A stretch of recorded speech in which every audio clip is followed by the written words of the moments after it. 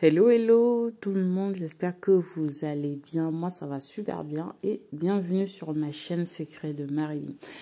Aujourd'hui, je viens avec une vidéo spéciale qui m'a été demandée pour des personnes qui me suivent sur ma page communautaire. J'ai demandé 2 actifs dont vous souhaiterez que je vous en parle plus en détail. Tout simplement. Donc, il y a la poudre CPY qui m'a été énormément demandée et la poudre Kojic dipalmitate. On va aller sur la CPY et je vais aller droit au but. La poudre CPY, c'est une poudre blanchissante. Quand on parle de blanchissant dans le terme cosmétique bio, parce que ce sont des poudres bio. Quand on dit blanchir la peau, c'est pas je vais être blanche en 1 mois ou 2 mois. Ça prend du temps. Honnêtement, ça prend du temps. Parce que une poudre qui blanchit une peau rapidement ne peut pas être une poudre bio, tout simplement. Elle est plus ou moins synthétique. Le terme synthétique ne veut pas forcément dire c'est mauvais pour la peau. Tout est mauvais pour la peau quand on ne respecte pas le mode d'emploi, on ne respecte pas les dosages, on ne respecte pas la posologie. On est bien d'accord que si tu bois l'eau à l'excès, ça peut nuire à ta santé. Donc, tout est mauvais quand on ne respecte pas les instructions. Moi, j'ai envie de dire ça, en fait. La poudre de CPY, c'est une poudre blanchissante. Si tu veux t'éclaircir la peau avec, il faut être patiente. Ça éclaircit bien, ça a un très bon pH. Quand un actif cosmétique a un bon pH, ça veut dire qu'en fait, ça peut aller partout. Vous avez des poudres cosmétiques qui ne peuvent pas aller partout. Surtout les molécules pures comme l'acide ascorbique, la vitamine A et certaines poudres aussi qui sont des molécules pures qui ne peuvent pas s'adapter à toutes les formulations, qui aussi ça a ce pouvoir-là de s'oxyder rapidement. Vous voyez, vous avez là, tiens, je vais vous citer rapidement les 3 poudres organiques qui s'oxydent rapidement. Vous avez l'acide ascorbique, vous avez la vitamine A, vous avez le glutathion. Vous avez maintenant d'autres versions de glutathion qui sont beaucoup plus stables. C'est plus des dérivés modifiés, si vous voulez. C'est du glutathion modifié. Vous avez aussi l'acide ascorbique qui est la molécule pure de la vitamine C. Ok, vous avez ces dérivés qui sont beaucoup plus stables, qui s'adaptent à beaucoup de formules, qui s'adaptent à beaucoup de pH. Mais la molécule pure, elle est instable, c'est désactive extrêmement vite.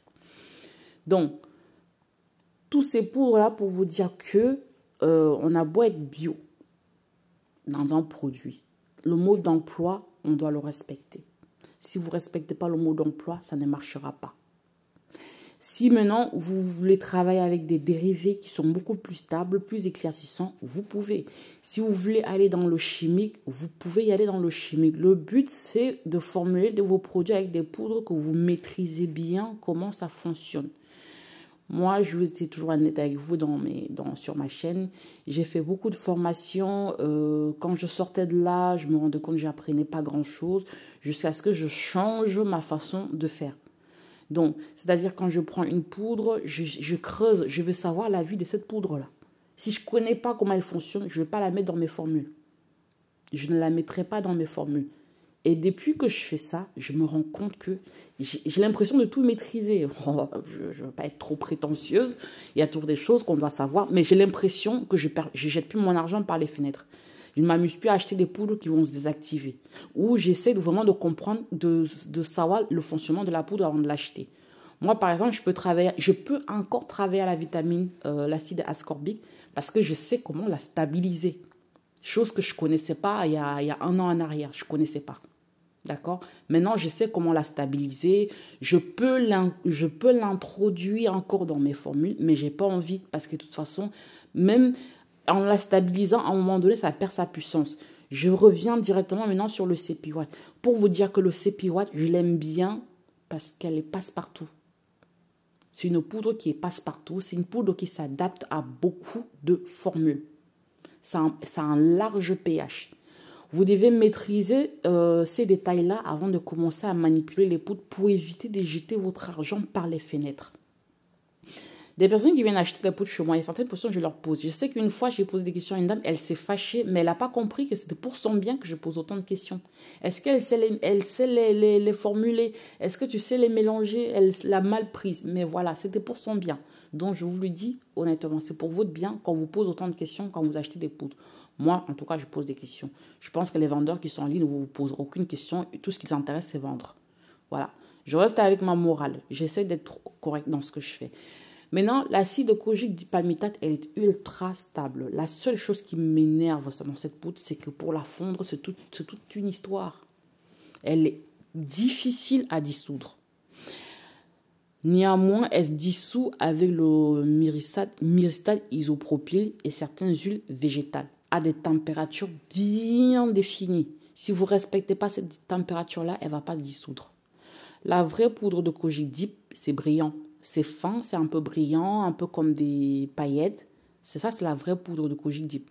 Parce que plusieurs fois sur AliExpress, j'ai acheté trop de fake là-bas. Ouais. Croyez-moi les filles, je reçois beaucoup de messages qui me disent j'ai trop perdu d'argent dans la cosmétique. Si je vous dis tout ce que j'ai déjà perdu, vous allez être sidérés. C'est comme ça. Quand vous ne maîtrisez pas, vous passez par ces cases-là. Donc voilà. Celle qui vient vers moi, je reste honnête avec elle. Je leur explique comment les choses se passent. Si vous voulez maintenant l'adresse de mes fournisseurs, ça c'est autre chose. Je peux vous donner, mais ça c'est autre chose. Il faut être honnête. J'ai galéré aussi pour en y arriver. Donc voilà. Je pense que je me suis un petit peu dispersée. Vous avez compris le fonctionnement de ces deux poudres-là. L'acide kojique dip, par contre, c'est super bien. Ça peut aller dans des gels de douche. On peut faire une huile avec. On peut faire plein de choses avec. Plein de choses avec. La seule chose qui m'énerve un petit peu, c'est que on a vraiment beaucoup de mal à la dissoudre. Mais elle est ultra stable, ça donne des très bons résultats, ça éclaircit graduellement, ça donne un teint brillant. Si vous respectez les dosages, vous allez avoir des très bons résultats avec. Moi, je vous conseille de ne pas doser au-delà de 2%, parce qu'au-delà de 2%, après, c'est en fonction de la pureté de votre poudre. Au-delà de 2%, quand même, je trouve qu'elle est un petit peu agressive. Et l'on expérimenté, je trouve qu'elle est un peu agressive. Moi, dans mes formules, la plupart du temps, je reste à 1%. Voilà. J'espère que cette vidéo vous a aidé. Je vous laisserai aussi des petits messages comme ça sur ma page communautaire. Je vous parlerai aussi de l'acide glycolique et lactique. Je vous raconterai une histoire que je crois, la dernière fois, je vous dis, je vous racontais, je ne l'ai pas encore fait. Je vous raconterai une histoire que j'ai rencontrée avec ces deux actifs-là, qui sont assez agressifs, qui sont aussi bien si on les emploie bien. Mais croyez-moi, l'acide glycolique, ce n'est pas le genre d'acide qu'on peut rigoler avec. Vous risquez d'avoir des séquelles à vie. D'accord? Donc, sur ce, si vous avez des questions, vous pouvez me laisser en barre de commentaires. Souvent, je dis en barre d'informations, mais je me trompe, c'est en barre de commentaires. S'il y a des choses que vous n'avez pas compris, vous pouvez me laisser aussi toujours les questions en barre de commentaires. Et quand je réponds, en fait, ça permet que tout le monde en profite. Voilà, deux fois, quand on vient sur mon WhatsApp, moi, je trouve que ça fait double travail. Donc, laissez-moi en barre d'un commentaire, ça va aider tout le monde quand je veux répondre. Donc, si vous avez aimé cette vidéo, vous pouvez liker. Franchement, les filles, ça fait toujours plaisir de voir que la vidéo a été likée. Ça veut dire que les gens ont aimé. Vous abonner si ce n'est pas encore fait, parce que je partage beaucoup de vidéos. En tout cas, je vais en partager plus qu'avant, parce qu'avant, j'étais quand même très occupée. Maintenant, je vais trouver un peu de temps pour vous. Surtout, activez sur la petite cloche des notifications pour être au courant de toutes les vidéos que je partage. Je vous fais un gros bisou et je vous dis à très vite.